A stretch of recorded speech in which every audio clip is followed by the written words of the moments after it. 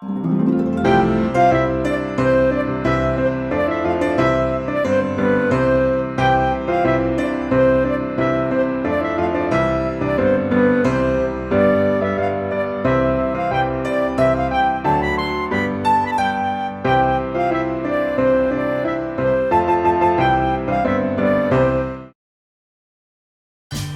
friend might like to snack on sushi, but you prefer pizza. I prefer pizza. When the trimming was well underway, the top was placed on a silver tray. They stomp through the woods and they tromp down the track. They hoist up the tree onto Bear's Their big camels ate the grass, and the kings left a small gift for each He child. came upon a small, round man brushing snow from his belly. Santa? Russell exclaimed. I will make Little Owl a hat for Christmas. Away up high above the rest, it shed a gentle beam. And when Little Eyes grew sleepy, Finally, it was the day of Christmas Eve. La Vigilia di Natale.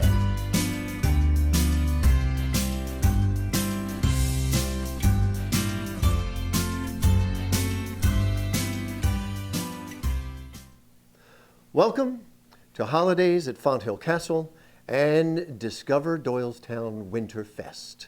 I'm Henry Mercer. This is my castle, Fonthill. We'll be having our festivities and wanderings all around the place here up until December 31st. Check at mercermuseum.org for any of the details that you would like to find.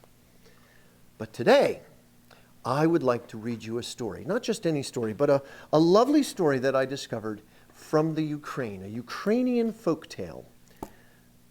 It's called The Mitten. Let us begin. Once there was a boy named Nicky who wanted his new mittens made from wool as white as snow. At first, his grandmother, Baba, did not want to knit white mittens. You'll drop one of them in the snow, she warned, and you'll never find it. But Nicky wanted snow-white mittens, and finally, Baba made them.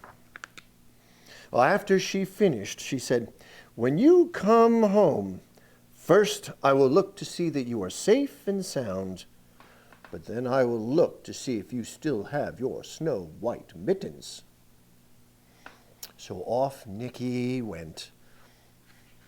It wasn't long until one of his new mittens dropped in the snow and was left behind. A mole, tired from tunneling along, discovered the mitten and buried inside it.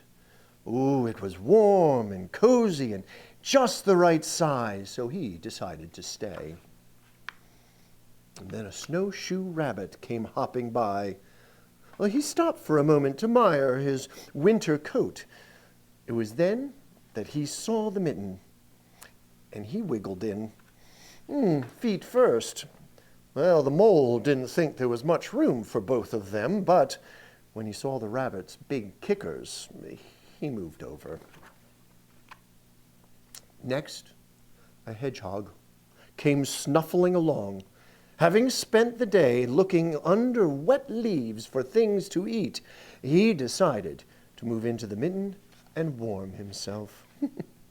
The mole and the rabbit were bumped and jostled, but one does not argue with someone covered with prickles. They made room. Well, as soon as the hedgehog disappeared into the mitten, a big owl, attracted by the commotion, swooped down. When he decided to move in also, well, the mole, the rabbit, and the hedgehog grumbled. But when they saw the owl's glinty talons, they quickly let him in. Up through the snow appeared a badger. He eyed the mitten, and he began to climb in. Well, the mole, the rabbit, the hedgehog, the owl were not pleased. Well, there is no more room left. But when you saw his diggers, they gave him the thumb. Well, it started snowing, but the animals were snug and in that mitten. A waft of warm steam rose up into the air, and a fox, trotting along, stopped to investigate. Just the sight of the cozy mitten made him feel drowsy. The fox poked his muzzle in, and then the mole, the rabbit, the hedgehog, the owl, and the badger saw his shiny teeth. They gave the fox lots of room. Well, then a great bear lumbered by. He spied the mitten all plumped up. Not being one to be left out in the cold, well, he began to nose his way in. The animals were packed in as tightly as could be. But what animal would argue with a bear? The mitten swelled and stretched. It was pulled and budged to many times its size. Oh, but Baba's good knitting held fast. And then along came a tiny meadow mouse, no bigger than an acorn, as she wriggled into one space left and made herself comfortable on top of the great bear's nose. Well, the bear, tickled by the mouse's whiskers, gave an enormous sneeze. Achoo!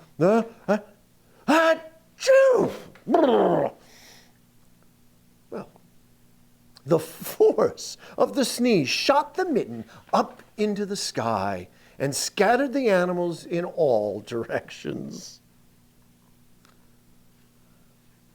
Well, our boy was on his way home. Nicky saw a white shape up in the distance. It was the lost mitten silhouetted against the blue sky. Well, as he ran to catch the snow-white mitten, he saw Baba's face in the window. First, she looked to see if he was safe and sound, and then she saw that he still had his mittens.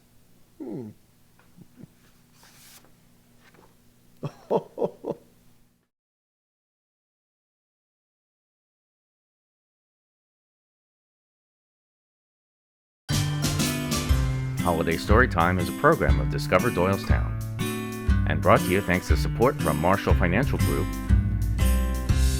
and Simply Fresh by McCaffrey's. I cannot believe how many kids have written such wonderful letters. It looks as though somebody was drawing some beautiful pictures again. Oh, my goodness. Aren't these drawings so nice? Look how nice that is. I've been a very good listener. Oh, right. That's excellent. Please bring me a blue cement mixer with a yellow bucket. Look how lovely that is. My goodness.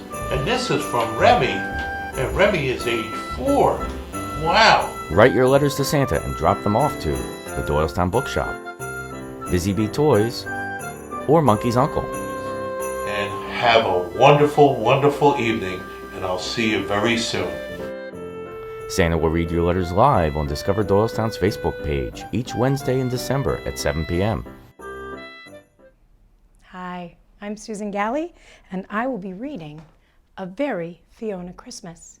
Fiona is a real hippopotamus that lives at the Cincinnati Zoo.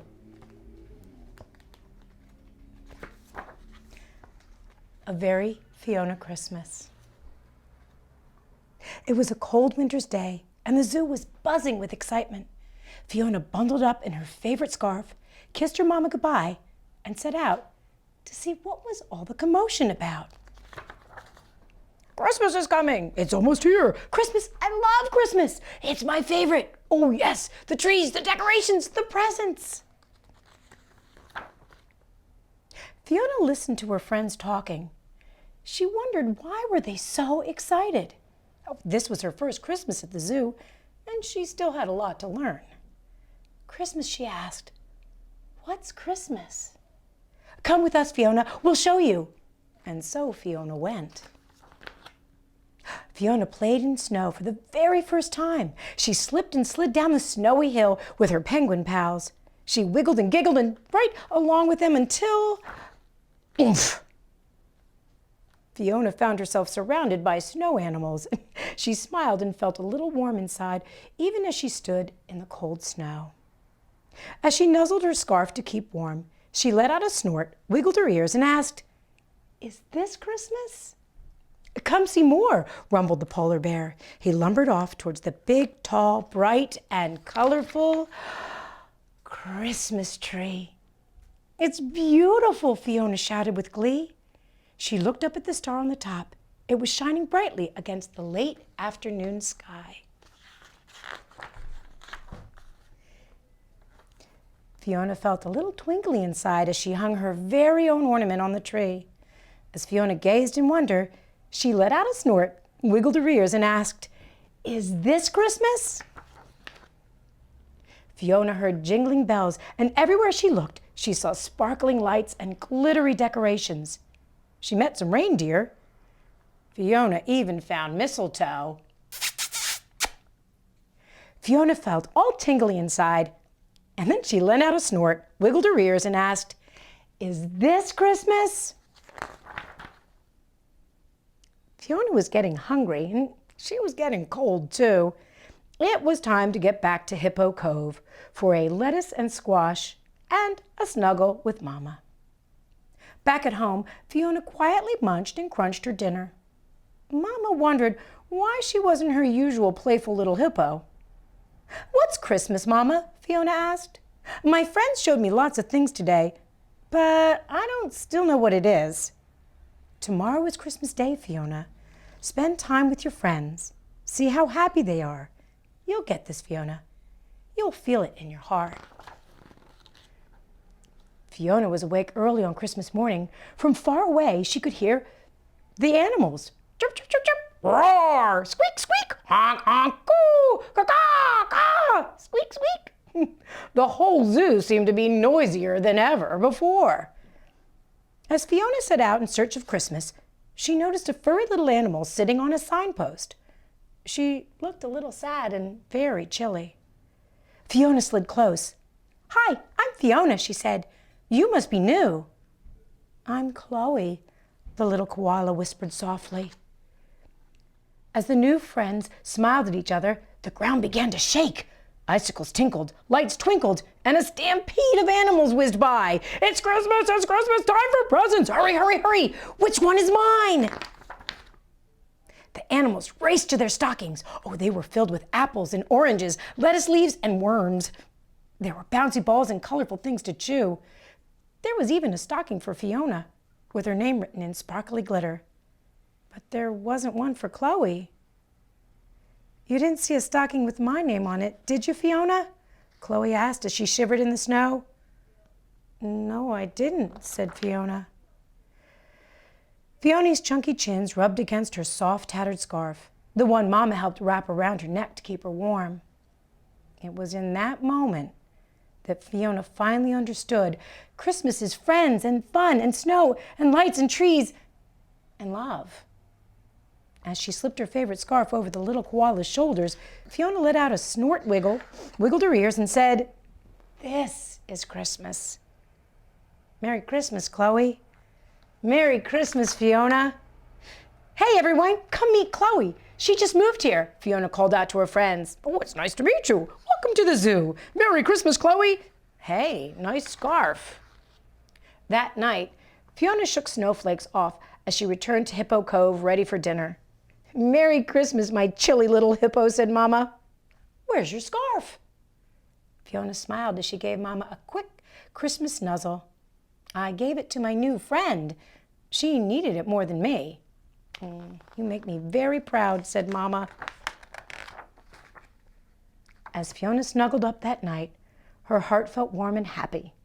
"Mama, you're right," Fiona said with a huge hippo yawn. "I found out what Christmas is all about." Mama smiled. I knew you would, Fiona. Merry Christmas and sleep well. And she did. And that was A Very Fiona Christmas.